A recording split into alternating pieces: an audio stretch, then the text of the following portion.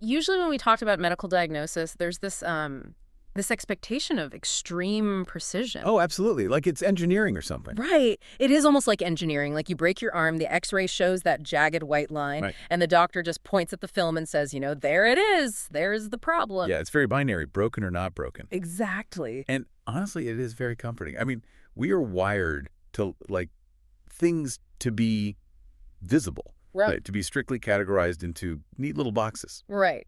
But then you step into the world of human development or trauma or chronic illness. Oh, yeah. And suddenly that x-ray machine is completely useless. Totally useless. We end up looking at a diagnostic landscape that is incredibly murky. Very murky. And that murkiness, that hidden kind of invisible layer of biology is exactly what we are getting into today.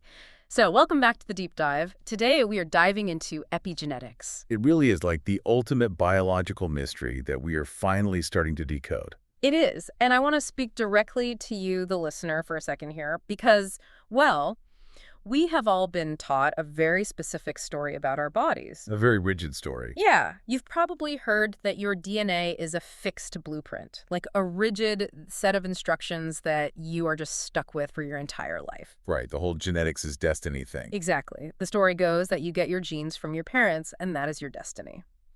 Well, today's deep dive is going to completely shatter that idea. Completely shatter it. We are exploring this hidden, buzzing universe of epigenetics.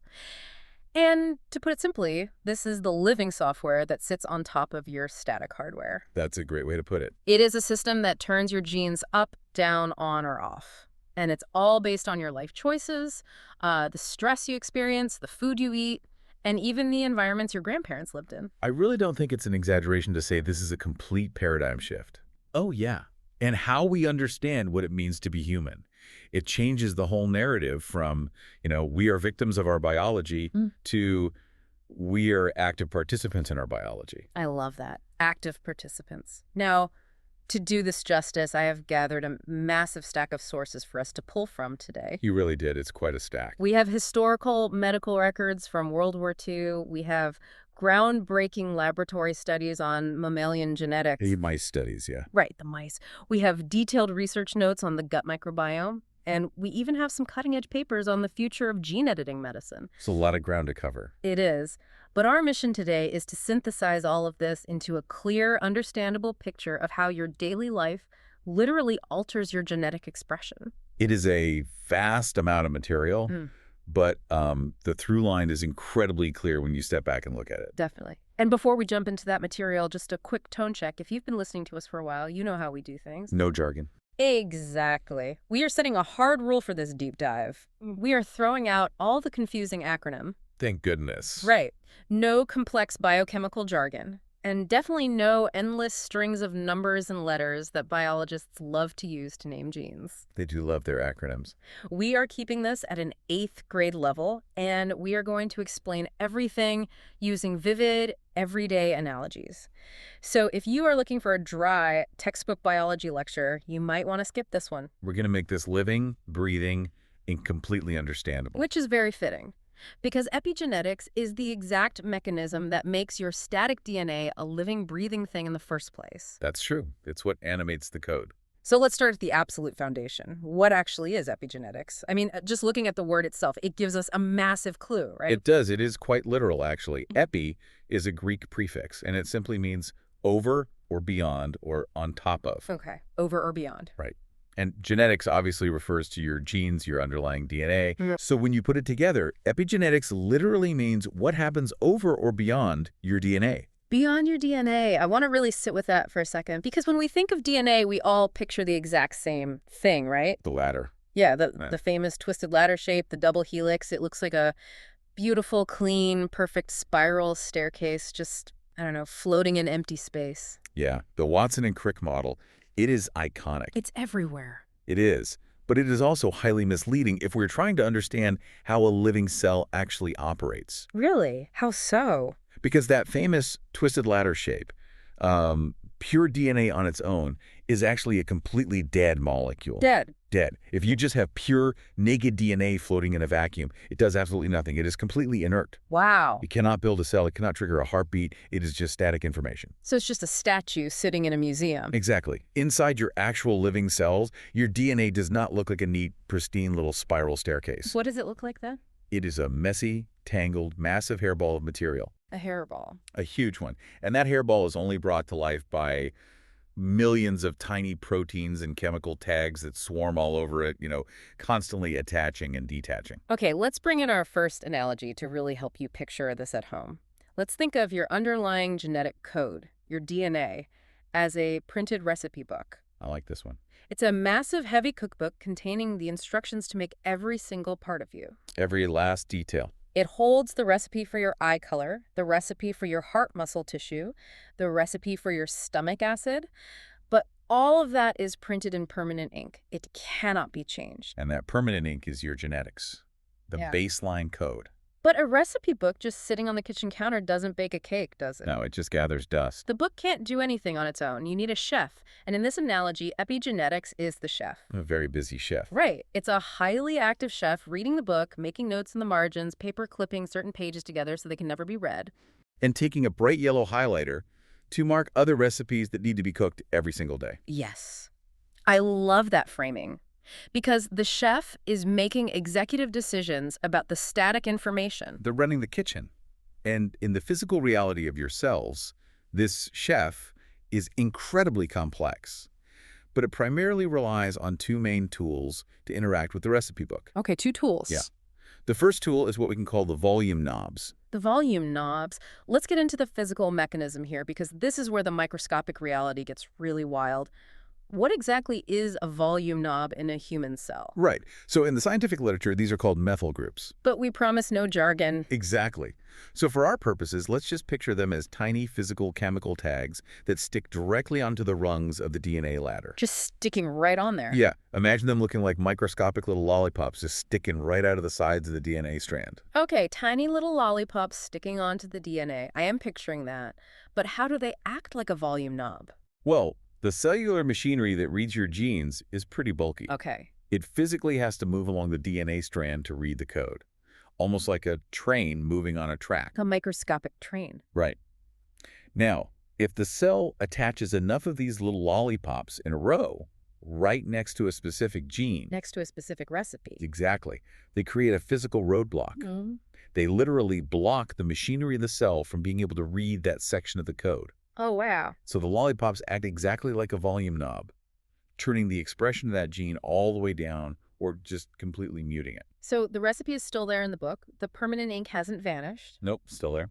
The genetic sequence is exactly the same as the day you were born, but the lollipops have basically taped that specific page shut so the chef can't open it. That is exactly the mechanism. Okay, so that's the first tool. Right. Now, the second tool the epigenetic chef uses is what we can call the thread spools. Thread spool. Yeah. And to understand why we need spools, we have to talk about the sheer physical size of your DNA. Right, because it's not just a tiny little snippet in there. Not at all. Your DNA is incredibly, mind-bogglingly long. How long? If you took the DNA from just one single microscopic cell in your body and you untangled it and stretched it out in a straight line, Yeah. it'd be about 6 feet long. Wait, what? 6 feet of genetic material packed into a space that we can't even see with the naked eye. Yes. That is absurd. It is an absolute engineering marvel. Uh-huh. I mean, to fit 6 feet of material into a microscopic cell nucleus, the body has to pack it incredibly tightly. It has to be perfectly organized. Exactly. So it winds the long DNA thread around millions of tiny protein spools. The scientific term for these spools is histones. Histones. Okay, so we have the methyl lollipops and the histone spools. Let's stick with the spools. It's like taking a massive amount of kite string and winding it extremely tightly around a piece of wood so it doesn't get tangled. Yes, perfect analogy. But these spools are dynamic. Meaning they change. Right. They respond to chemical signals. If the cell receives a signal to wind the DNA incredibly tight around a cluster of these spools, the DNA clumps together into a dense, impenetrable fortress. So the train can't get in. Exactly. It's like locking a section of the library and throwing away the key. The cellular reading machinery cannot physically get in there to read the genes. So any gene caught in that tight cluster is turned off. But the reverse must be true, right? Totally. If the cell attaches a different kind of chemical tag to the spools, it acts as a signal to relax. To loosen up. Yeah. Spools loosen up, they spread apart, the DNA thread unwinds a bit, and suddenly that section of the genetic book falls open. And the train rushes in. The machinery rushes in and those genes become highly active. Okay, I want to pause here and make sure I am fully grasping the implications of this because it Yeah. feels massive. It is massive. We have the recipe book, which is our inherited DNA. We have the volume knobs, the lollipops that physically block genes. And we have the thread spools, the histones that can lock away entire massive sections of the library or throw the doors wide open. You've got it. Wait, am I understanding this correctly? My underlying genetic code, The ink. right, the actual letters I inherited from my parents, the A's, C's, T's, and G's, that is not changing at all throughout my life. We are purely just changing which letters the body is allowed to read. That is the crucial fundamental distinction of epigenetics. Your baseline genetic code does not mutate or change in this process. That's incredible. An A does not turn into a C.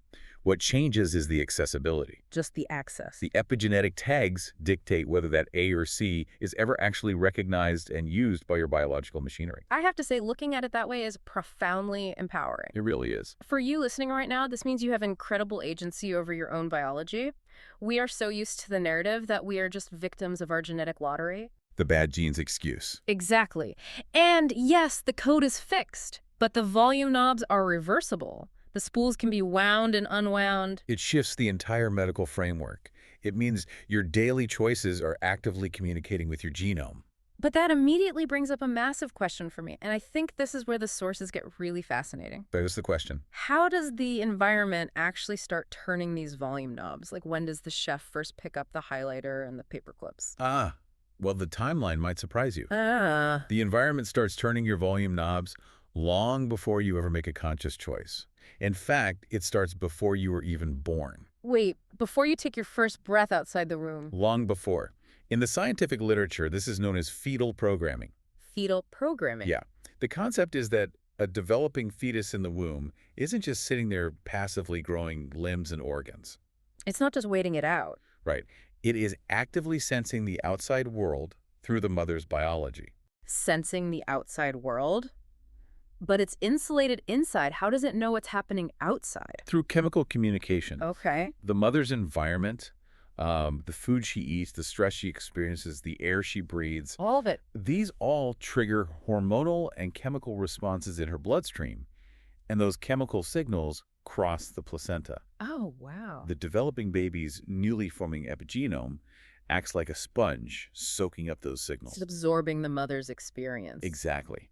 It uses that information to adjust its own volume knobs, essentially trying to prepare for the specific type of world it is about to be born into. Okay, that makes sense. It's like the baby is getting a daily chemical weather report about the outside world, and it's packing its biological suitcase accordingly. That's a great way to put it. Like, if the mother is constantly stressed, the baby gets a weather report that says, hey, it's dangerous out there, and starts tweaking its alarm systems before it even arrives. That is a phenomenal analogy, the biological suitcase.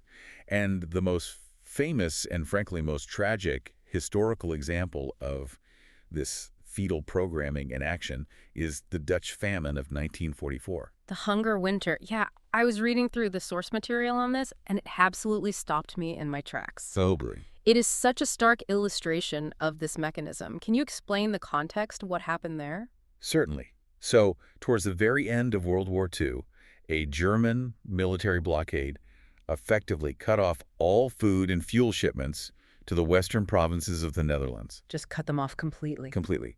Millions of people were plunged into sudden, severe, and catastrophic starvation. Wow. This wasn't just a diet, this was an absolute famine.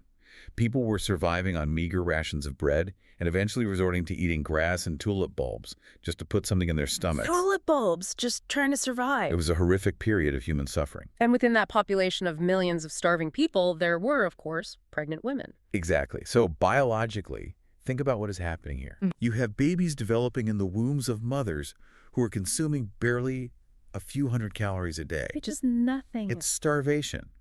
These babies were receiving a very clear, very extreme chemical weather report crossing the placenta. Right. The report said, the world outside is entirely devoid of food. Starvation is the baseline reality. So the baby's epigenetic chef starts panicking. Well, it doesn't panic, it adapts. Oh, It it does does. exactly what it evolved to do. The baby's epigenomes reacted to the chemical signals of starvation. They actively adjusted their volume knobs to survive a world with zero resources. How? What do they do? They turned on the genes that make a body incredibly efficient at hoarding every single calorie it encounters. Wow. And they turned off the genes responsible for burning energy. They were epigenetically programmed in the womb to be thrifty. So they were born as the ultimate hyper-efficient calorie hoarders. Yes, and if they'd been born into a world where the famine continued, those epigenetic settings would have been a superpower. It would have kept them alive. It would have kept them alive while others perished. That's not what happened. Oh, right, because the war ended. The war ended in the spring of 1945. The blockade was lifted. Allied planes literally dropped food from the sky. The biscuit bombardments. Exactly. And suddenly, these drifty babies grew up in a modernizing world. As they moved into the 1960s, 70s, and 80s, they were surrounded by plenty of food. Especially as we got into the modern era of highly processed, high-calorie diets. Right. That is a total biological mismatch. The Like- weather report was completely wrong. It was a catastrophic mismatch because their epigenomes were permanently set to survive a famine that no longer existed. The volume knobs were glued in the hoard calories position. Exactly. Glued there. As a result, researchers who followed these specific children over decades found that they grew up to have incredibly high rates of obesity, severe type 2 diabetes, and massive cardiovascular disease. And the crucial point here is that they had these health issues compared to who? Compared to their own siblings. Wait, really? Yes. Children born to the exact same mothers, but born a year before the famine started, or a year after the famine ended, did not have these same skyrocketed rates of disease. Wait, let me make sure I'm getting this. Their underlying DNA, their genetic recipe book, was virtually identical to their brothers and sisters. Correct. But because of a few months of starvation in the womb, their volume knobs were set completely differently. Yes. And it altered their health for the next 70 years. Yes. The environment pulled the epigenetic levers. Yeah. And what is truly staggering, what really shook the biological community, Yeah. is that scientists continued tracking this population. They looked at the grandchildren of those famine mothers. The children of the children who were in the womb. Correct. And amazingly, the data showed that even the grandchildren exhibited higher rates of these thrifty metabolic effects and increased body mass. You're kidding. No, the epigenetic echoes of that starvation were still being heard 2 generations later. That is incredibly heavy to think about. It really shows how profoundly sensitive this system is. It is extremely sensitive. But obviously, observing human history is one thing. Scientists have proven this specific mechanism in the lab, right? I'm looking at the notes on the mice experiment. The agouti mice. Yes, the agouti mice study. It is arguably the most famous landmark experiment in the entire field of epigenetics. Okay, let's break it down. It isolated exactly what we saw in the Dutch famine, but under strictly controlled laboratory conditions. Walk me through it, because reading it, it sounds like science fiction. It really does. So scientists utilize a very specific strain of laboratory mice that carry a genetic mutation known as the agouti gene. The agouti gene. Right. When this specific gene is fully turned on... And the volume dot is cranked to 10? Exactly. The mice are born with a very distinctive bright yellow coat of fur. Yellow fur. Okay. But more importantly, they are born with a metabolic disaster. They have a completely insatiable appetite. They become severely, morbidly obese, and they are highly prone to developing diabetes and cancer at a young age. Wow. So their recipe book has a terrible destructive recipe, and it's highlighted in bright yellow marker. It is their absolute genetic destiny. If genetics were destiny, yes. Right. But researchers wanted to see if the epigenetic chef could override that destiny. Okay. They took a group of pregnant agouti mice, mothers, who were genetically destined to give birth to these yellow, diseased babies. So they have the bad gene. Yes. And they didn't invent some complex new pharmaceutical drug to fix it. They simply changed the mother's diet. They just fed them different food. That's it. Specifically, they fed the pregnant mothers a diet highly enriched in very specific nutritional supplements. Very quiet. They gave them high doses of things like folic acid, vitamin B12, choline, and betaine. Just standard vitamins, basically. And what happened when the babies were born? Tell me. The babies were born, Yeah. and they were skinny. Wow. And their fur wasn't yellow at all, it was brown. That is insane. I mean, they completely bypassed the genetic mutation. They bypassed the expression of it. These brown, skinny mice Yeah. live long, healthy lives without the rampant diabetes or cancer. That's amazing. But here's the critical part. If you took a blood sample from those healthy brown mice and sequenced their DNA, Yeah. their underlying genetic code still contained the mutated dangerous agouti gene. Shot. I'm serious. Yeah. They still had the bad recipe in their cookbook. So how did they not get sick? If the gene was there, why didn't it ruin their lives like it usually does? Because of the vitamins the mother ate. Okay. You remember those methyl lollipops we talked about? The ones that act like volume knobs to turn genes off? Right, the roadblocks. Your body cannot magically create those lollipops out of thin air. It needs raw materials to build them. Oh. The folic acid and B12 that the mother consumed provided the exact chemical building blocks, the carbon and hydrogen atoms, needed to manufacture those lollipops. So the baby took the vitamins. And constructed a massive amount of lollipop tags. And they stuck them all over the dangerous agouti gene. Yeah. They physically blockaded the mutation. Yes, turning the volume knob completely down to zero. I'm blown away by this. Hey, I have a question. Sure. If the pregnant mouse's diet can provide the raw materials to completely override a disastrous obesity gene, is the environment basically a master override switch for our genetics? Yes. Like, are we putting too much emphasis on good genes versus bad genes? I think the scientific consensus is shifting exactly in that direction. Yeah. There's a common phrase in the field now, genetics loads the gun, but epigenetics pulls the trigger. Genetics loads the gun, epigenetics pulls the trigger. Right. Your genes provide the potential for a disease, but your environment and your lifestyle choices dictate whether that potential is ever realized. Or, in the case of the healthy brown mice, the environment actively puts the safety on. Okay, so that clearly shows how early maternal nutrition literally builds our epigenetic baseline in the womb. But what about the food you and I eat right now, today, as adults? The fetal window is closed. Does eating a salad or a cheeseburger actually interact with my DNA right now? It absolutely does. Which brings us to a crucial realization. Food is arguably the most fundamental daily environmental influence on your volume knobs. Wow. We have to completely change how we think about eating. Yeah, because I think most of us just view food as fuel. It's like putting gas in a car. You burn it for energy and that's it. Exactly. But you're saying that's fundamentally wrong. It's more like inserting a software update into a computer? That is a much more accurate way to look at it. Every single time you eat, you are ingesting highly complex chemical information. Information, not just calories. Right. Nutrients literally provide the physical raw materials to build the epigenetic tags that manage your genome. Okay. If you do not eat enough of the right nutrients, like the methyl donors found in leafy greens and lean proteins, your body simply runs out of the building blocks needed to manufacture the volume knobs. And what happens if the body runs out of volume knobs? Well, the tight control over the recipe book starts to fail. Oh, boy.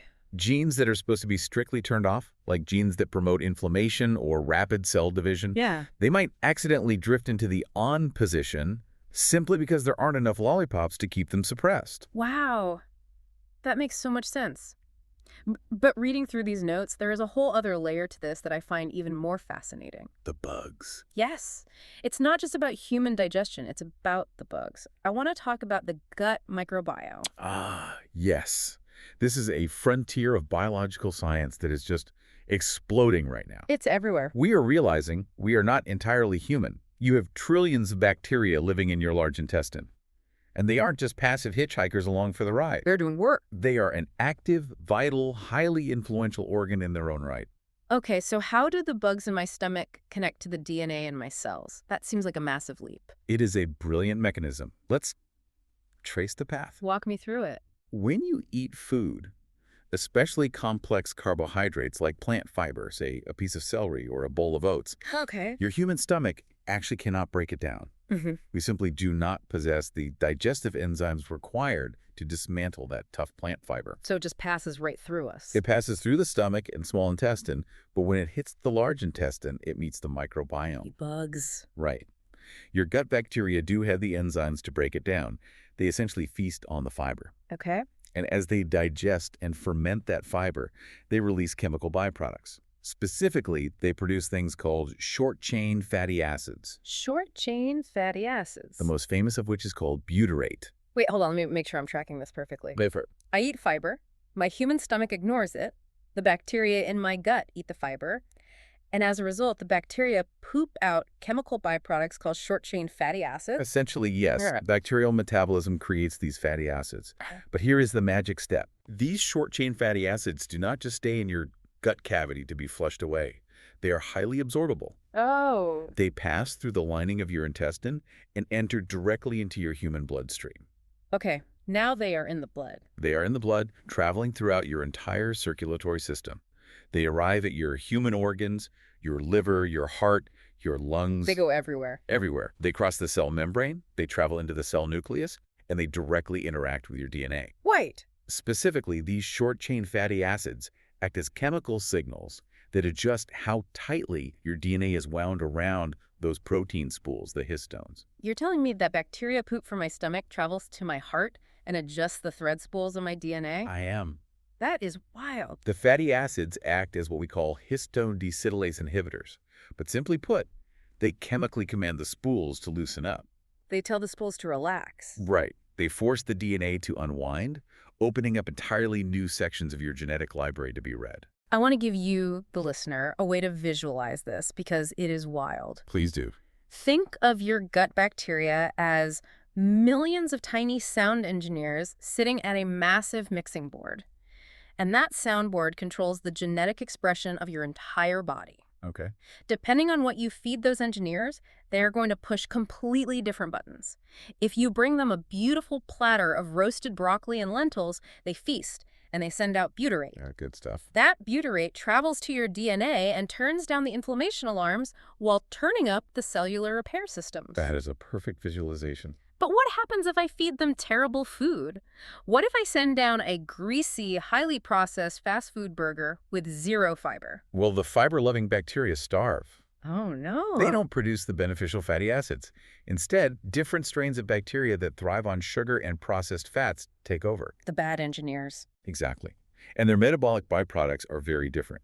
They send out chemicals that crank the inflammation volume on your soundboard to the absolute maximum, causing your immune system to freak out. And I think what really surprised me in the research is the speed of this process. I assumed this was something that happens over years of bad eating. No, it is incredibly fast. This is a real-time communication system. Studies have shown that a single meal can start changing the epigenetic tags in your cells. One meal. One meal. Within mere hours of eating a heavily processed meal versus a high-fiber meal, the metabolic byproducts are circulating in your blood and interacting with your epigenome. And this directly impacts our immune system, right? Because our gut is closely tied to immunity. Heavily. Your gut is headquarters for a massive portion of your immune system. You have immune cells constantly patrolling the intestinal wall. Okay. What you feed your gut bacteria directly changes the chemical environment those immune cells are sitting in. So the immune cells are taking instructions from the gut. Exactly. So an immune cell gets bathed in these fatty acids. It receives new epigenetic instructions. Its internal volume knobs are adjusted. And then that immune cell physically leaves the gut and patrols your entire body. Wow. So eating a big salad isn't just about cutting calories or trying to lose weight. Not at all. It's about sending the correct biological software update through your bloodstream, programming your immune system to chill out, and telling your heart cells to repair themselves. Precisely. You are actively feeding the engineers who run the control room of your biology. Okay, so food is obviously a massive physical input. We understand how a physical molecule of vitamin B or a fatty acid alters a physical DNA spool. Right, it's tangible. But we have to move on to something that is much harder to conceptualize. Because it's not just physical things like food or toxins that change the tags. It's your abstract experiences. It's your emotions. This is the field of neuroepigenetics. Neuroepigenetics. Yeah, it is arguably the most complex and fascinating area of study because it bridges the seemingly impossible gap between psychology and molecular biology. Mind and body. Right. We now have concrete evidence that your lived experiences, particularly extreme stress or psychological trauma, physically alter the epigenetic software in your brain. The idea that a thought or a feeling can alter a molecule is wild. It's incredible. Let's focus on childhood stress because the sources we have really highlight this specific window of development. It's a very sensitive window. When a young brain experiences severe hardship, we're talking about abuse, severe neglect, or growing up in a highly volatile, unpredictable environment. What is physically happening down at the DNA level? We have to start with the endocrine system.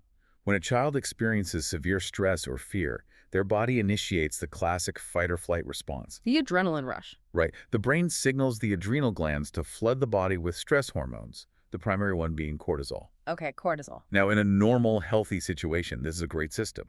A dog barks aggressively at you, cortisol spikes, your heart races, you run away. Survival mode. Once you are safe, the stress passes, the cortisol levels drop back to zero, and the body returns to baseline. Right. It's a temporary emergency override. Exactly. But in a situation of chronic, severe childhood trauma, the threat never goes away. The environment is constantly unsafe. Therefore, the developing brain is bathed in toxic levels of cortisol all day, every day. The fire alarm is just ringing nonstop. Yes. And the brain is incredibly plastic. It is constantly trying to adapt and learn from its environment to ensure survival. So what does it do? The brain looks at this constant flood of cortisol and makes a biological calculation. It says, okay, the data shows that the world is a highly dangerous, unpredictable place. Right. I cannot afford to relax. I need to be permanently ready to react to threats. So the brain actually goes into the DNA of its own neurons and changes the epigenetic tags on the specific genes that control cortisol receptors. Wait, it changes the volume knobs on how it receives stress? Yes. It essentially removes the blocking lollipop tags from the receptor genes, tearing the pages of that recipe wide open. Oh, wow. The brain manufactures a massive excess of stress receptors. So it's listening harder for stress. The result is that the brain becomes highly sensitive to even the tiniest microscopic amounts of stress hormone. The biological alarm system gets jammed in the on position. It's hyper alert. And because epigenetic tags are highly stable, this hypersensitive setting can persist for decades, all the way into adulthood. I really want to reframe this for the listener, because when we normally talk about childhood trauma causing lasting neurological changes, it always sounds like a tragic malfunction. Like broken machinery. Right. It sounds like a broken, damaged system. But based on what you were saying, isn't the body actually functioning perfectly? Isn't it just trying to be helpful? I mean, Like if a kid is growing up in a literal war zone or a violently abusive home, the brain rewiring itself to say, stay alert, trust no one, react instantly to loud noises is brilliant. yes. It is trying to keep the kid alive in a hostile world. It's a successful adaptation. Very successful. It only looks like a malfunction 20 years later when that same kid is sitting completely safe in a boring office job, but their brain is still triggering severe anxiety and hypervigilance because a coworker slammed a door. That is exactly the right biological lens to view this through. It is not damage. It is an evolutionary survival mechanism that has outlived its usefulness. Wow. The brain is a biological supercomputer that wires and unwires itself based on the data it is fed during early development. Right. In a war zone, a highly sensitive, trigger-happy alarm system is a massive advantage. It keeps you alive to see tomorrow. The pathology, the mental health struggle, only arises later because the external environment changed to a safe one, but the internal epigenetic programming is still running the war zone software. The software is fundamentally out of date for the current hardware environment. Precisely. And it is important to note that epigenetics in the brain goes far beyond just trauma and stress. What else does it do? These tags are fundamental to how that healthy brain forms any kind of memory at all. Wait, memory itself is epigenetic. Yes. When you study for a test, when you learn to ride a bike, when you form a core, long-term memory of your wedding day, Yeah? your brain is actively altering the epigenetic tags on specific networks of neurons. Just to remember something. Yep. It removes lollipops to strengthen certain synaptic connections, and it adds lollipops to prune away useless connections. Yeah. Ow. Your memories are not just floating electrical clouds. They are physically written, in part, in the chemical language of epigenetics. That is beautifully poetic. Our memories, our loves, our fears are physically altering the tension on our microscopic DNA spools. That's amazing. It completely destroys the idea that the mind and the body are two separate things. It proves that the divide is an absolute illusion. Your thoughts, your psychological stress, your learning, they all have a concrete, physical, chemical reality occurring inside your cell nucleus. Okay, so up to this point, we have built a picture of this beautifully organized, highly responsive system. Very responsive. The recipe book is carefully highlighted. The volume knobs are set by our diet and experiences. The spools are perfectly tensioned to keep us alive. Well-oiled machine. But we are humans, and humans age. What happens to this pristine biological software as the years go by? Let's move into the physics of aging. Time is the great disruptor of all ordered systems. Yeah, it always is. As we age, we experience a biological phenomenon known as epigenetic drift. Epigenetic drift. Let's use an analogy to picture this. Think of your epigenome when you are young, say in your 20s, as a beautiful, highly detailed, perfectly painted masterpiece. A fresh canvas. The lines are incredibly crisp. The colors are exactly where they should be. The bright yellow highlighter in the recipe book is perfectly within the lines. But over decades of life, after trillions of cell divisions, after decades of exposure to the sun and food and stress, it's like someone is slowly taking their thumb and smudging the painting. That is a very apt metaphor. The system just starts making tiny random mistakes. The smudges. Right. The incredibly tight control that the chef had over the recipe book begins to wither away. The chef gets old and his hands start to shake. He gets sloppy with the highlighter. Exactly. Methyl lollipops randomly fall off of genes where they should be firmly attached. And conversely, lollipops accidentally get glued onto genes where they shouldn't be. Just randomly. Yeah, it is a slow loss of information fidelity.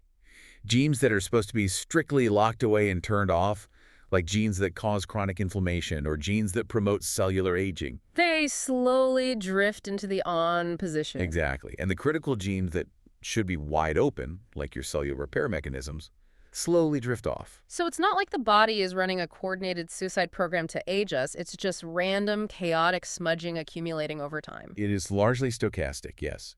It is the biological equivalent of rust on a car. Rust. However, within this random smudging, scientists notice something incredible. There are highly predictable patterns hidden within the noise.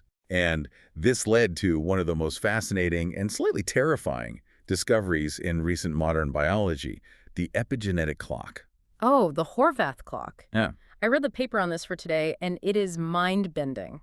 Explain how this works. It was developed by a brilliant biostatistician named Steve Horvath. He analyzed massive data sets of human DNA, looking at the methylation tags, or lollipops, across thousands of different people of all different ages. And he discovered that by looking at the specific tags at just a few hundred precise sites on your DNA, he could feed that data into an algorithm and predict your exact biological age with astonishing accuracy. And we need to clarify the difference here. Biological age, not chronological age. Correct. Your chronological age is simply how many times you've gone around the sun since you were born. It's the date on your driver's license. Right. But your biological age is how old your cells actually look and function on a microscopic level. So you could be 50 years old chronologically. But if your epigenetic painting is heavily smudged because you've smoked a pack a day, eaten a terrible diet, and lived a chronically stressful life. Horvath's epigenetic clock might look at your DNA and say, nope, your cells are operating like a 65-year-old. Wow. You are aging faster than the calendar. Exactly. Conversely, if you take immaculate care of yourself, your chronological age might be 50, but your epigenetic clock ticks at the rate of a 40-year-old. So if the smudging is what causes aging, the obvious million-dollar question is, how do we accelerate or slow down the smudging? The magic question. Let's talk about the wrecking balls first. What causes the paint to run? I see pollution featured heavily in the notes. Pollution is a massive, often overlooked accelerator of epigenetic aging. We're talking about microscopic particulate matter in the air, heavy metals, tiny carbon particles from car exhaust, and industrial smog. Bad air. Right. When you inhale these tiny particles, they bypass your lungs' defenses, enter your bloodstream, and literally get inside your individual cells. Okay, they get inside the cell. What do they do to the chef in the recipe book? They act like microscopic wrecking balls.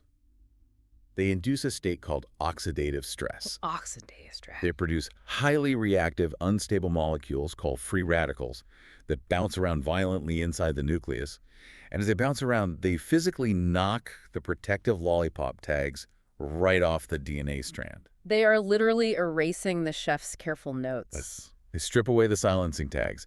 And the result is usually that the DNA opens up where it shouldn't, unleashing massive pro-inflammatory gene expression. The alarms go off again. The immune system is basically tricked into constantly fighting an invisible enemy that isn't actually a virus or bacteria. It's just pollution. This constant state of high alert exhausts the body, damages tissues, and rapidly accelerates the biological clock. That is terrifying, especially for anyone living in a major city. But there has to be a flip side. We have wrecking balls, but do we have a way to keep the painting crisp? We do. The research highlights one major intervention: exercise. Exercise is without a doubt one of the most potent, globally effective epigenetic interventions we possess as humans. Really? Just moving around. Yes, when you exercise, you are not just burning calories, you are actively, rapidly rewriting the tags in your muscles, your heart, and your brain. How fast are we talking? If I go for a jog right now, when does the software update happen? The speed is what shocked researchers. Hmm. Within mere minutes of starting intense exercise, the epigenetic marks on the genes that control muscle metabolism and energy production are actively shifted. Wait, I want the mechanism here. How does moving my legs cause a chemical tag to drop off my DNA? It comes back to metabolism. When you contract a muscle intensely, you alter the chemical environment of the cell. You deplete certain energy molecules and create new metabolites. Okay, new chemicals. These metabolites act as chemical cofactors, essentially keys that unlock specific epigenetic enzymes. Okay, I follow. The exercise forces the cells to activate enzymes that rush in and strip away the lollipops, blocking the energy-producing genes. It opens those genes wide up so the cell can build more mitochondria and burn fat efficiently. So sitting on the couch all day allows the epigenetic painting to slowly smudge and rust. Yes. Going for a run, getting your heart rate up, is like having a master restorer come into the museum, wipe away the dust, and actively touch up the paint to keep the lines sharp. I love that. It is the active, deliberate maintenance of your biological software. Exercise literally commands your epigenome to stay young. Okay, let's take a deep breath here because we need to tackle the biggest, most controversial, most mind-bending question in this entire field. I know exactly what you're going to say. If you bring up epigenetics at a dinner party, this is the question everyone asks. The transgenerational inheritance debate. Yes, because if I am listening to this right now, I am logically connecting the dots. Right. Okay, my diet, my emotional stress, the polluted air I breathe, my daily exercise routine, they all actively change my volume knobs. They add and remove tags. My painting gets uniquely smudged based on my specific life choices. All true. So when I have a child, do I pass those exact tags directly down to them? Yeah. Am I handing my kids a pre-smudged painting based on my bad habits? It is the most terrifying question in biology. Right. And the answer for humans and other mammals is mostly no. We do not pass down our specific lifestyle smudges. I don't. No, because evolution built us an incredible, vital defense mechanism called the Great Reset. The Great Reset. Walk me through exactly how this works because it seems entirely counterintuitive to everything we've just discussed about inheritance. It does seem that way, but think about it. Mammals are incredibly complex organisms. If we pass down every single random epigenetic mutation, every stress response, and every bad habit accumulated over a lifetime, the genetic code would become unreadable chaos within a few generations. It would be a mess. Exactly. So we evolved a way to protect the next generation. When a sperm and an egg fuse together to form a brand new embryo, the body executes a massive systemic wipe of the software. A wipe. It essentially takes an eraser and vigorously scrubs almost all the epigenetic tags on the DNA completely clean. Let's use our whiteboard analogy. Imagine your DNA is a giant, pristine white whiteboard when you are born. Okay. Throughout your life, you write all over it. You write good habits in green marker, bad habits in red marker, maybe a severe trauma is written in heavy black Sharpie. The board is a mess of your lived experience. That's a total mess. But right before that whiteboard is handed over to create your baby, the biological machinery sprays it with heavy-duty cleaner and wipes it totally blank. That is exactly what happens. The DNA is unraveled from the spools, and special enzymes sweep through and strip off the chemical methyl tags. Yeah. The genome becomes a blank slate. Wow. We call it naive DNA. But the truly amazing part is that doesn't just happen once, it happens a second time. A second wipe. When? Yeah. When that newly formed growing embryo starts forming its own reproductive cells. Wait, while it's still in the womb? Yes. So while a fetus is developing in the womb, it starts generating the primordial sperm or eggs that will eventually, decades later, become the grandchildren. Okay, I'm tracking. When those specific germ cells are formed, the biological erasure comes out again. The whiteboard is scrubbed clean a second time. 2 massive, comprehensive wipe downs. 2 waves of total erasure. We do this to ensure that every new baby is born with a fresh start, a clean hard drive, unburdened by the specific environmental adaptations or the biological mistakes of their parents. Okay, I am pushing back here. I am calling a timeout. All right, what's the issue? Because earlier in this very conversation, we talked about the Dutch famine. We explicitly discussed how the grandchildren of the starving mothers had higher rates of obesity and diabetes. We did. How on earth is that possible if the whiteboard is wiped clean twice? That contradicts the entire concept of the reset. I'm so glad you caught that because this is the crux of the entire scientific debate. Explain this to me. This is where we have to be incredibly, painstakingly precise with our language. We had to distinguish between two concepts, intergenerational effects versus true transgenerational inheritance. Okay, let me try to map this out visually. Correct me if I get this wrong. Okay. Let's look at the pregnant mother during the Dutch famine. She is exposed to starvation. She is the first generation. Scientists call her F0. Okay, F0. Her baby is developing inside her womb. The baby is the second generation, F1. Now, that baby is directly physically exposed to the famine conditions because it is sharing the mother's blood and nutrients. Yes, the F1 generation experiences the environment directly. But inside that tiny developing baby, forming right then and there, are the reproductive cells, the microscopic eggs or sperm, that will eventually, 30 years later, become the grandchild. Generation 3, F2. Exactly. So those tiny reproductive cells are also physically inside the starving mother, meaning they are also directly exposed to the famine environment. That is the crucial key. You have 3 separate generations touching the exact same environmental event at the exact same time. Mind blown. The mother, F0, the fetus, F1, and the fetal reproductive cells, F2, are all bathed in the same starvation chemicals. Okay. So when that grandchild, F2, is born with metabolic issues decades later, that is not true inheritance. That is direct exposure. The grandchild's cells were literally there during the war. We call that an intergenerational effect. Oh, wow. Okay. I see the distinction. It wasn't passed down, it was experienced. Exactly. So what would be required to prove true transgenerational inheritance? To prove true inheritance, you have to look at the great-grandchild, generation 4, F3. Okay, the great-grandchild. That great-grandchild was conceived decades after the war. Its cells were never, ever exposed to the famine environment in any way, shape, or form. Right. If the great-grandchild still shows the thrifty epigenetic traits, then, and only then, have the epigenetic tags successfully survived the Great Reset and been passed down through pure biology. And does that happen? Do the F3 generations show the traits? In humans and other mammals, the evidence for true, robust F3 transgenerational inheritance of acquired epigenetic traits is exceedingly rare, highly debated, and very difficult to definitively prove. Because of the wipe? Precisely because the Great Reset is so incredibly thorough. So the popular internet idea that we biologically inherit our great-great-grandfather's specific phobia of spiders or his exact dietary trauma through our DNA is mostly a myth. In mammals, yes. The rigorous scientific evidence does not support that pop culture narrative. We are not worms. Let's talk about the worms, because I was reading the studies on simple organisms, and the rules seem completely different for them. Oh, the rules change entirely for simple organisms and plants. For example, researchers study a tiny transparent nematode worm called C. elegans. Okay, C. elegans. Scientists can take this worm and expose it to a specific neutral smell while simultaneously stressing it out. Training it to be afraid of the smell. Right. The worm learns to associate that smell with danger. And incredibly, that worm will pass that specific epigenetic behavioral memory down to its offspring. Wow. And those offspring will pass it down.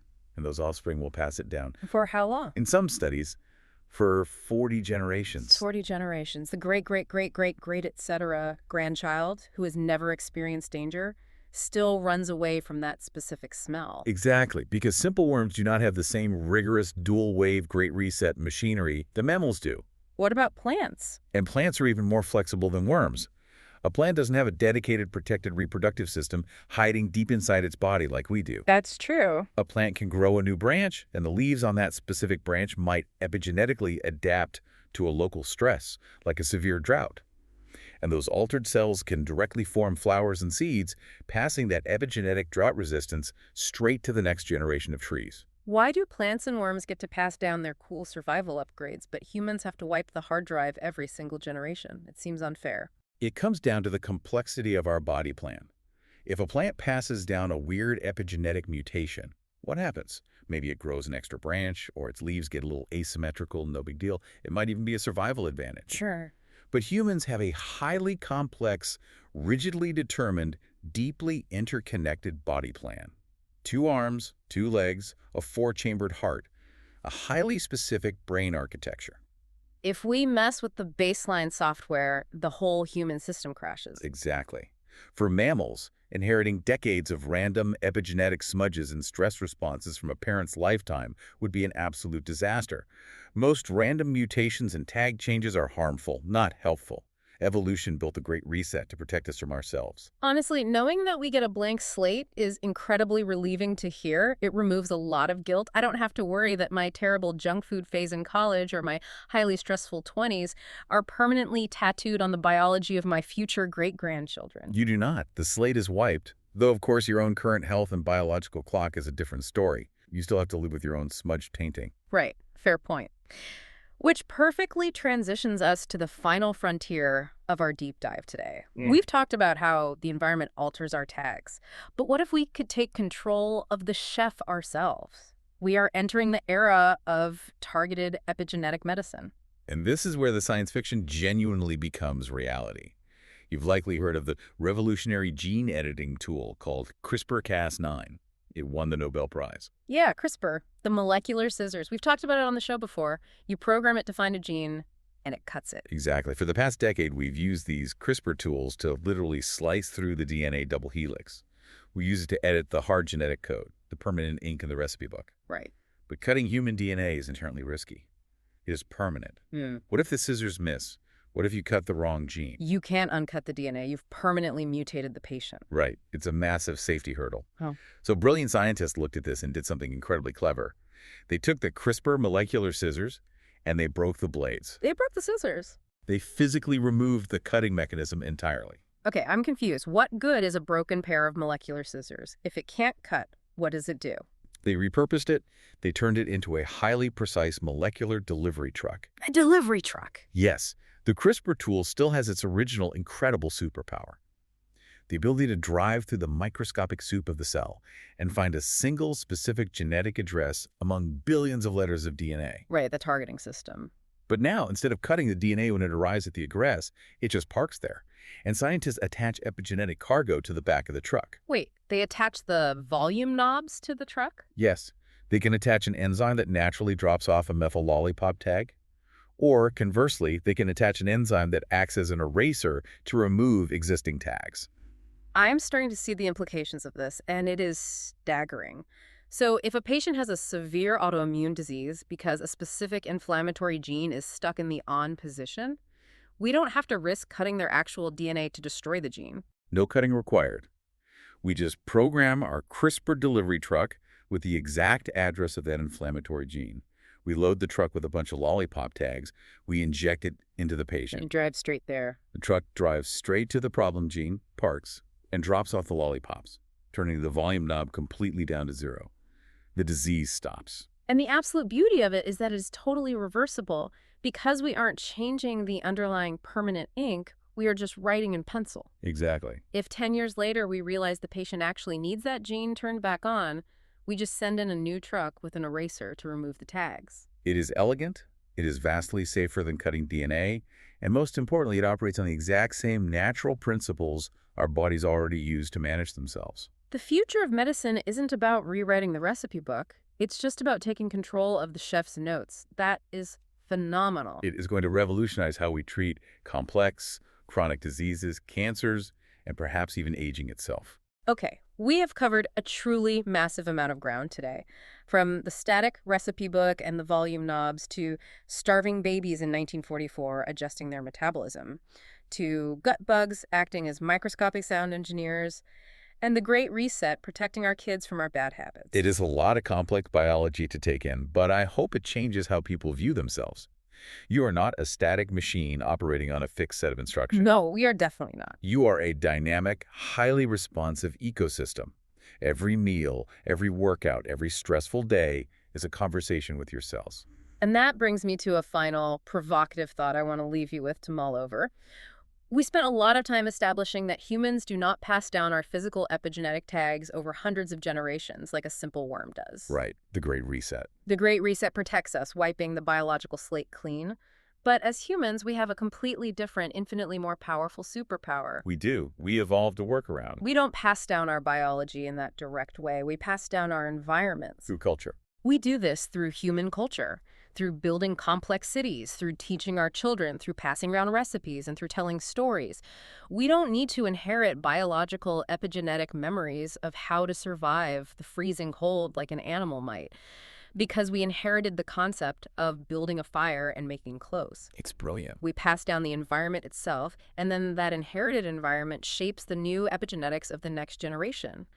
Our social inheritance, our culture, is the ultimate epigenetic hack.